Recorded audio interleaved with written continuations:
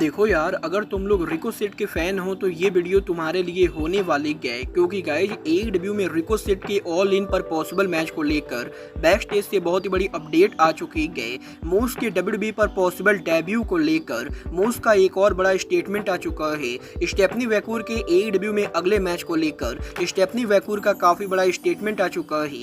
AEW company के ratings को लेकर टोनी खान का काफी बोल्ड स्टेटमेंट आ रहा है। तो गाइज वहीं एईडब्ल्यू और डब्ल्यूबीडी के 3 आवर्स शो लॉन्च करने को लेकर बैक स्टेज से बहुत बड़ी अपडेट आ रही है। तो गाइज चलिए बिना किसी देरी के शुरू करते हैं इस वीडियो को।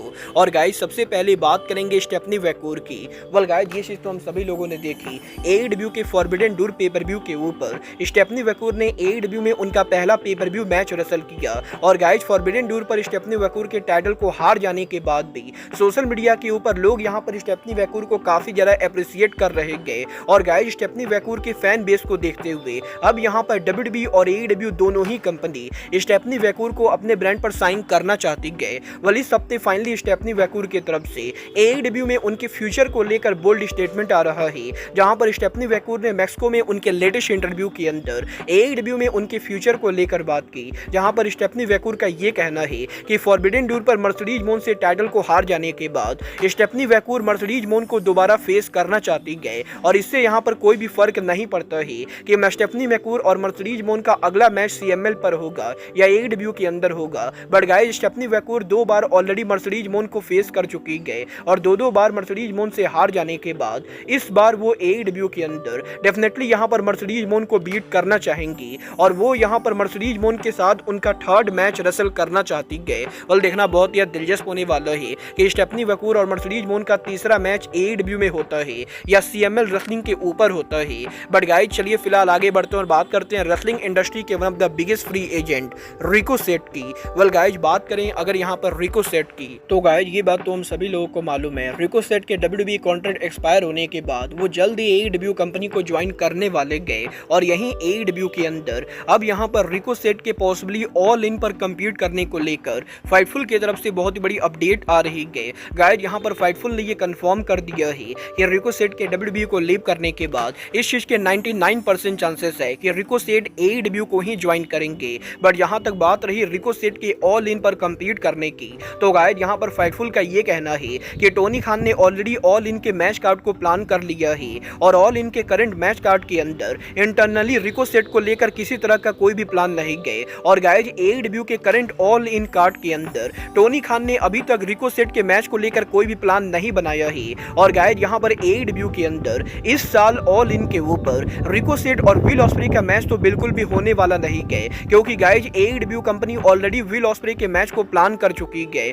और अगर यहां पर किसी को भी ऐसा लगता है कि रिको सेट ऑल इन से पहले एईडब्ल्यू को ज्वाइन करके विल ऑस्प्रे पर ड्रीम मैच रसल करेंगे, तो गाइज फाइटफुल यहां पर ये कंफर्म करना चाहती है कि करंटली एईडब्ल्यू में रिको सेट और विल ऑस्प्रे के मैच को लेकर कोई भी प्लान नहीं गए। और फिलहाल यहां पर एईडब्ल्यू के अंदर रिको सेट यहां पर ऑल इन पर काम नहीं करने वाले गए। वेल गाइज अब ये तो आने वाला टाइम बताएगा कि एईडब्ल्यू पर रिको सेट के डेब्यू होने के बाद टोनी खान ऑल इन के मैच कार्ड में कोई चेंज करते हैं या नहीं। बट गाइज जहां तक बात रही टोनी खान की, तो गाइज अब मैं आपको बता दूं, लास्ट वीक एईडब्ल्यू के बीच ब्रेक डायनामाइट के मात्र यहां पर 6,88,000 व्यूवरशिप आने के बाद भी टोनी खान ने व्यूवरशिप को लेकर सोशल मीडिया पर ब्रेक करना चालू कर दिया है। गाइज यहां पर इस हफ्ते टोनी खान के द्वारा सोशल मीडिया के ऊपर एईडब्ल्यू के शिकागो में बीच ब्रेक डायनामाइट के व्यूवरशिप को लेकर एक ट्वीट आया है, जिस ट्वीट के अंदर टोनी खान बेसिकली ये कहते गए कि एईडब्ल्यू का शिकागो में हुआ beach break dynamite show 18 to 34 demography figure के अंदर वेडनेसडे नाइट के ऊपर ओवरऑल टेलीविजन पर नंबर 1 शो था।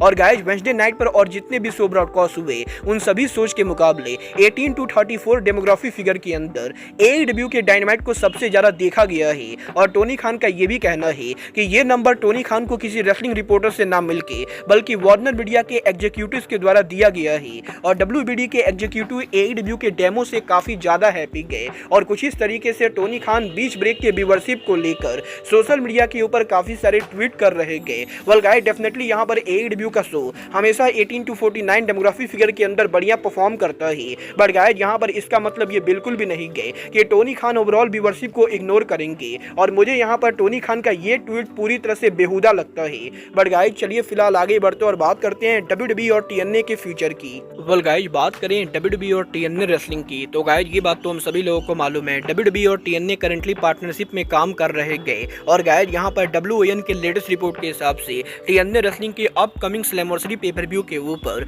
WWE की हैवी इन्वॉल्वमेंट होने वाली गए। और गाइज NXT के काफी सारे रेसलर आपको यहाँ पर स्लैमवर्सरी पेपर व्यू पर देखने को मिल सकते गए। और गाइज यहाँ पर WON का ये कहना है कि करंटली WWE और TNA के बीच में स्लैमवर्सरी पेपर व्यू पर क्रॉसओवर के प्लान्स को लेकर डिस्कशन चल रहा है। और गाइज बहुत ही जल्द WWE और TNA का ये डिस्कशन फाइनलाइज होने वाला है। और गाइज इस साल स्लैमवर्सरी पेपर व्यू के ऊपर WWE कंपनी हैवी इन्वॉल्व होने वाली है। वल देखना बहुत ही दिलचस्प होने वाला है कि स्लैमवर्सरी पर WWE NXT के कौन कौन से रेसलर अपीयर होते गए। बट गाइज जहां तक बात रही WWE और TNA के क्रॉसओवर की, तो गाइज यहीं अब TNA रेसलिंग के वर्ल्ड चैंपियन मूस की तरफ से WWE पर उनके डेब्यू को लेकर एक बार फिर से बोल्ड स्टेटमेंट आ रहा है, जहां पर मूस का ये कहना है कि वो यहां पर अब WWE पर डेब्यू करने के लिए पूरी तरह से रेडी गए। और अगर यहां पर WWE चाहे तो वो यहां पर NXT के ऊपर भी काम कर सकते गए। बट गाइज यहां पर मूस का ये कहना है कि वो यहां पर NXT के किसी ऐरे गहरे रेसलर को फेस ना करके